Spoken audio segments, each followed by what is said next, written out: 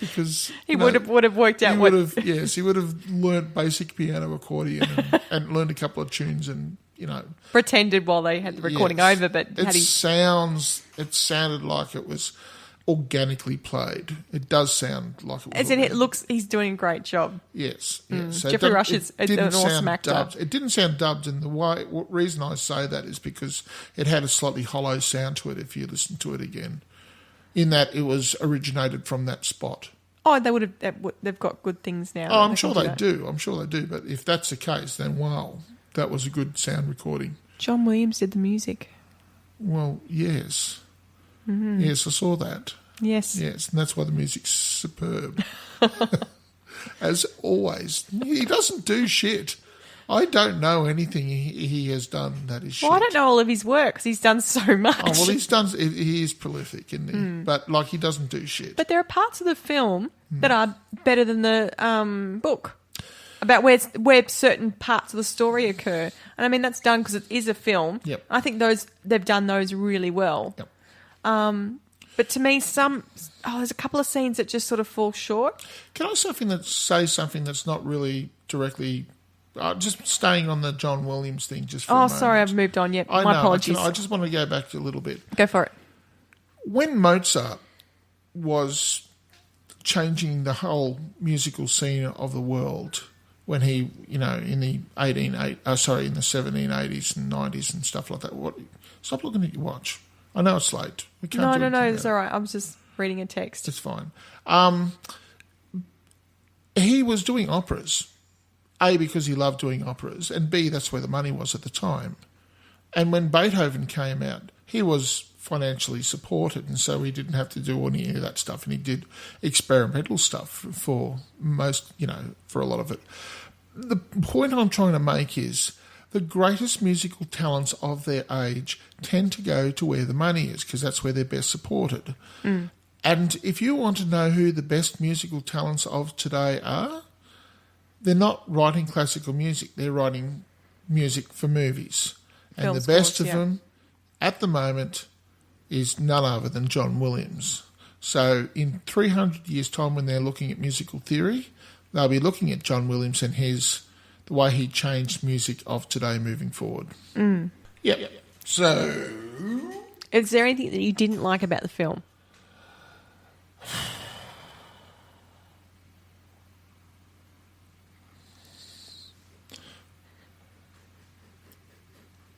No. You liked everything about this film? Yes. It was a complete thing for you? Yes. Why are you getting upset about this? It's okay to say that. There is one thing that I didn't like about this film. What was that? There was not enough Geoffrey Rush in it. There was a fair bit of Geoffrey Rush, but if he wasn't there the whole time... He's not supposed to be. I know, but... You're looking at Liesel. It's Geoffrey Rush. Did you the girl. Did you like Emily Watson, the wife? Rosa? Didn't she play a good kraut, hey? She played a really good kraut. She was the most dramatic girl I've seen on stage for a long time. That was very Teutonic.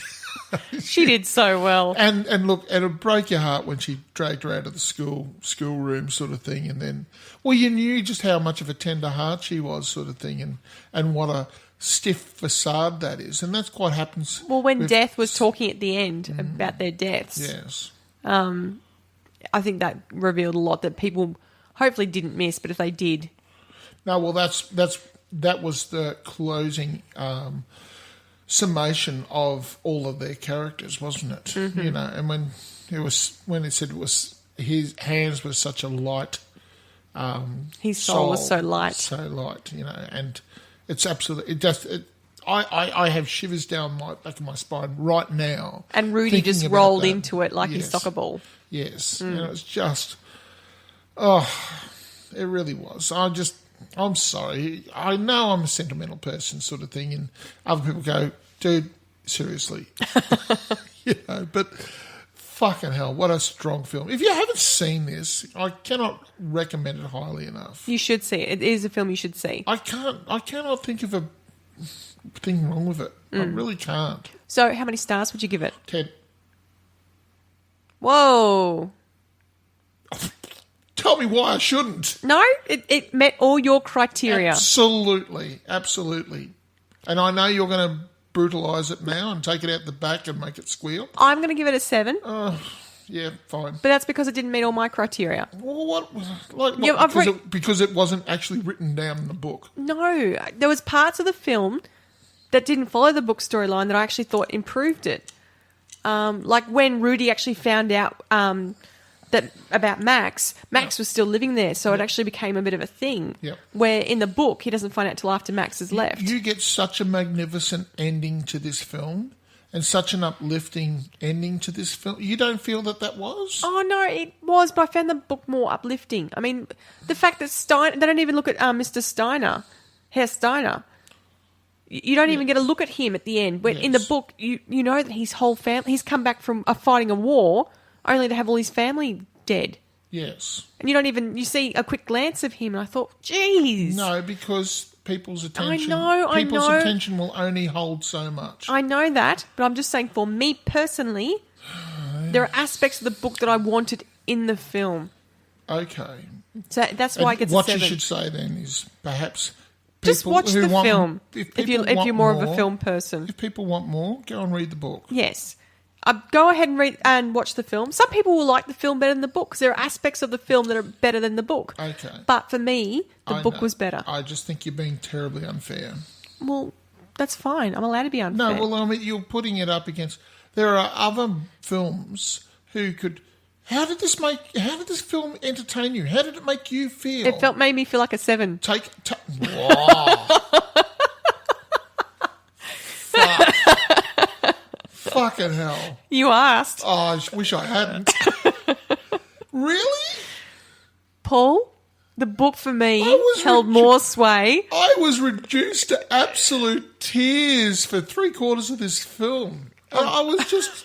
I'm glad we didn't watch the film together. I wash with tears. It was terrible. So that is 10 stars from Paul and 7 stars from me for The Book Thief.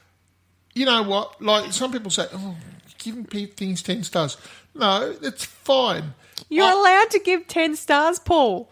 For what it was doing and what it was trying to do, I did it faultlessly. And screw you, Pip. Seriously. 10 stars from Paul, 7 stars from me, Book Thief, 9.5 stars from you.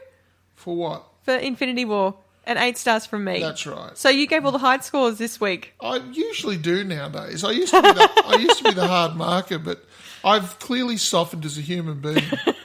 And I've hardened up. We've swapped roles. Boom, boom. So next week, it's going to be Anzac Day in Australia. Yes, this it week. Will be.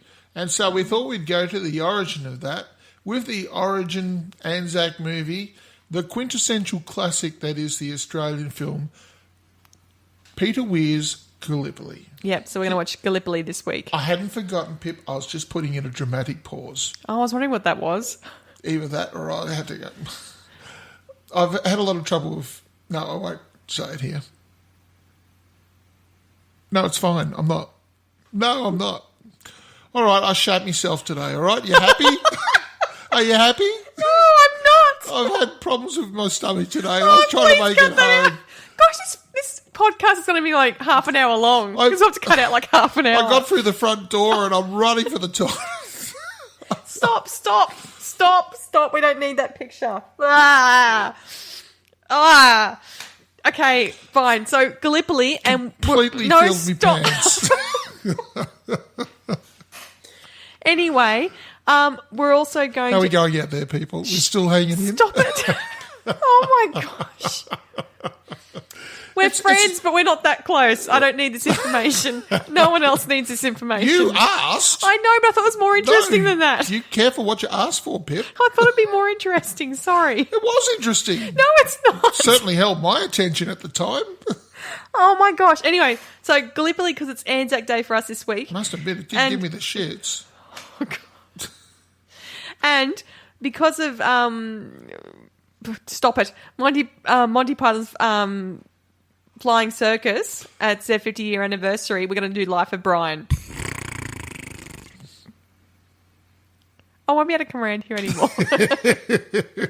So, Gallipoli and Life of Brian. Yay. For those reasons. Right. Right. Stop recording because this is getting bad. All right, Pip. Piss off. Go on. See you guys. I hope you all have a good week. I'm so sorry. Hopefully next week's better. Careful what you ask for, Pip. Oh, gosh. Bye-bye.